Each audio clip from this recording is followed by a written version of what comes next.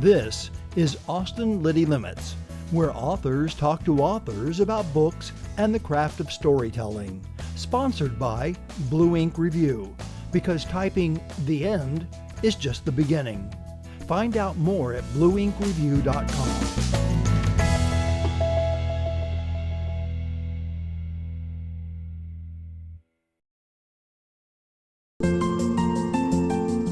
The Last Karankawas is a New York Times editor's choice.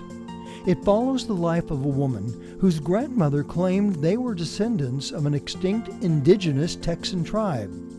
As she struggles to come to terms with her history and her longing for a different future, a deadly hurricane is threatening to upend everyone's lives. A reading by Kimberly Garza.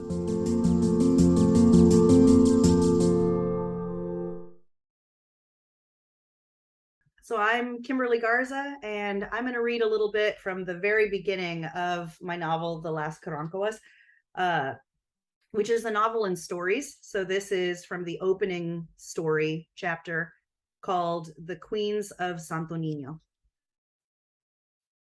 In the parking lot of Sacred Heart Catholic Church, in the cool dusk, which is a lie already because it is never really cool, not even on this January evening, since this is Texas, and more specifically, this is Galveston, we wait.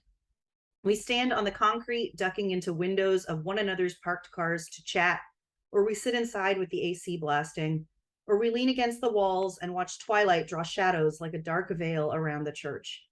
We are there before even the priest arrives to unlock the doors, or the volunteer choir sets up their amps and microphone stands. We prowl for things to do, tasks to help with. Some of us, like Yoli Sandoval and Tagay Macasantos, cart in vases of flowers from our new Buicks. Some of us, like Gloria Rivera or Marlo Sawayan, arrive in hand-me-down Hondas with roses clipped from our backyard bushes. Red, always red for the holy day. We arrange flowers on the altar or at the feet of the Blessed Mother's statue or beside the portrait of the Sacred Heart of Jesus for whom this church is named. When we think about that, we place more flowers by the portrait. Some of us, humming with the energy of Santo Niño Feast Day, buzz about distributing paper programs. The programs we have used since we started this event many years ago. The pamphlets are battered, creased from our hands, hawked by ink blots and typos where we list the schedule of the Mass, the Tagalog prayers we will say together, the Tagalog songs we will sing. We place copies in each pew. We sit or kneel on the cushions, our fingers pressed to rosary beads. We tune our guitars and warble a few chords of the opening song, O Santo Niñong Marikit, Sanggol na handog ng langit. Our voices in song or in gossip echo in every corner of the Catholic Church on Broadway and 13th, which had been quiet before we arrived. We do very little quietly, and yet we quiet when Maharlika Castillo walks in. We turn to watch. She has that effect. She strides into Sacred Heart purposefully with her daughter, Carly, is that her name? Yes, by the hand. Hello, we call out to them and ask Maharlika, Kumusta ka na? I'm fine, she replies in pointed English. We flinch, we can't help it.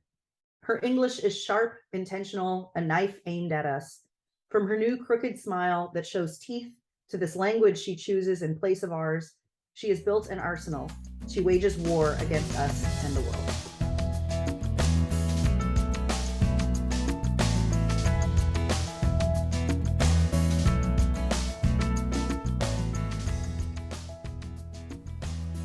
This has been a presentation of Austin Liddy Limits, made possible with help from our good friends at Blue Ink Review, where typing "the end" is just the beginning.